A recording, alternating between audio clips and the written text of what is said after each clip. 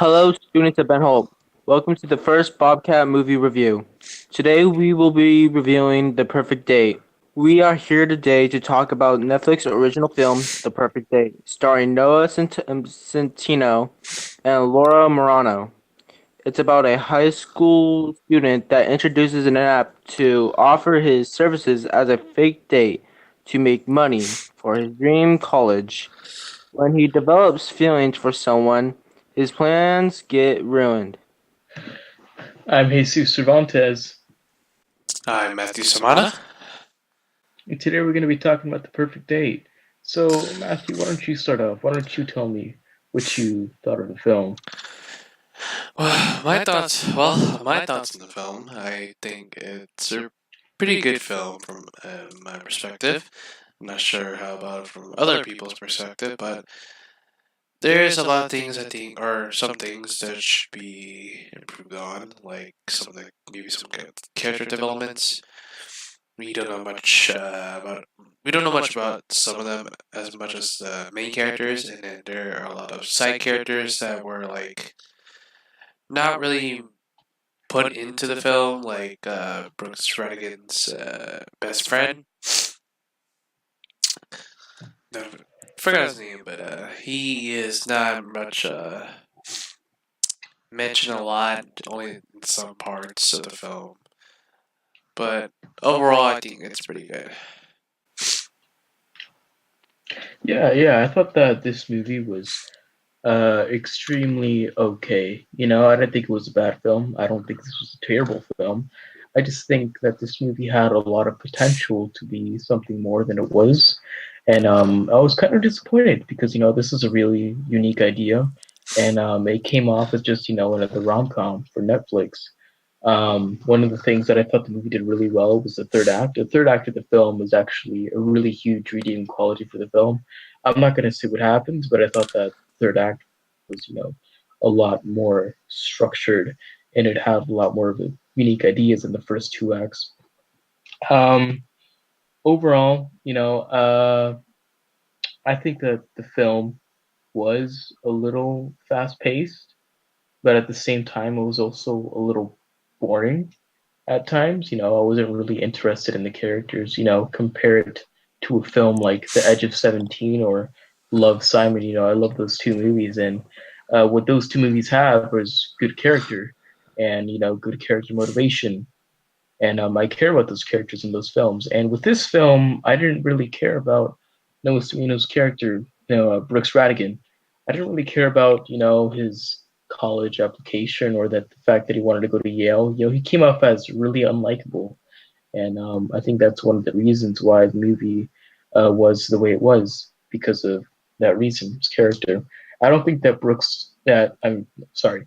I don't think that Noah did a bad job with Brooks Radigan. I just think that Brooks Radigan wasn't really written as well as some of the other characters. One of the other characters that I thought was really good and was another redeeming quality of the film was Celia by Laura Morano. I think that Laura Morano did a really great job, and I think she really held up the film with her performance. Do you have any thoughts on the characters, Matthew? Some of the characters, like Brooks, has good information in the background about what his life has been, like how his dad is just doing some of his own things and trying to move on in life, and while his mom is kind of not with them right now, not like dead or anything, just like divorced and stuff like that, I guess. And then Celia, Laura Morano's character, is pretty much gives enough biography about who she is and then where like her parents are like, and then she really expresses a lot that what she does and who she is to herself and Brooks at the same time. Then Camila Mendes, so the character for Shelby Pace, she doesn't give much. She doesn't give much background information of who she is. All we know from the film is she is a person that does not care for others besides people that she is like herself. She won't care for anybody else who that isn't her own. And then Brooks Redigan's best friend, I forgot the name, but I could have been. I feel like there could have been more to the guy because there isn't much that we know besides like he Yeah, is smart yeah. and there isn't much like we don't know anything but much of his parents and all that stuff. And Hmm. I mean that's what I think about other characters.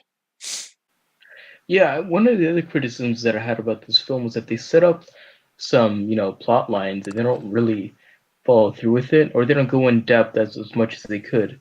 There was some stuff with the dad that I thought could have been developed more and could have had more of an emotional impact if they had just taken the time to, develop the character's dad instead of, developing the actual character. We just get a lot of Brooks Radigan just describing his dad. Oh, my dad does this, my dad does that, and instead of the dad actually being a character, and then he's really just there as a plot device, to add conflict to Brooks Radigan, and also set up without spoilers, they set up something else with Brooks's mom, and they don't really go through with it either. They just set it up and they kind of forget about it. And I think the stuff with his best friend could have been developed more than how it was in the film. I felt like they kind of rushed it without being spoilers, but they didn't really give the best friend a lot to do in this film. He didn't really uh, support Brooks as much. He was just kind of there. You know, and he has a couple funny lines, and he does. He works with him, and that's really it. Doesn't have a lot to do. Uh, you know, like I said before, I think the main redeeming quality was Laura Morano in the third act, and I think that's what really made the film, something watchable. But yeah, I mean, do you think that there could have been anything else? Do you have any other criticisms or any likes for the film, Matthew? Not really in my head right now about what to like and not to like.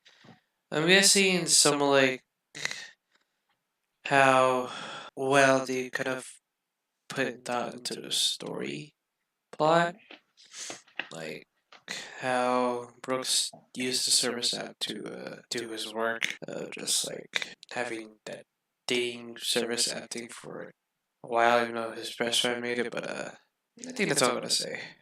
That's all you got to say. Yeah, All right. What would you rate the film?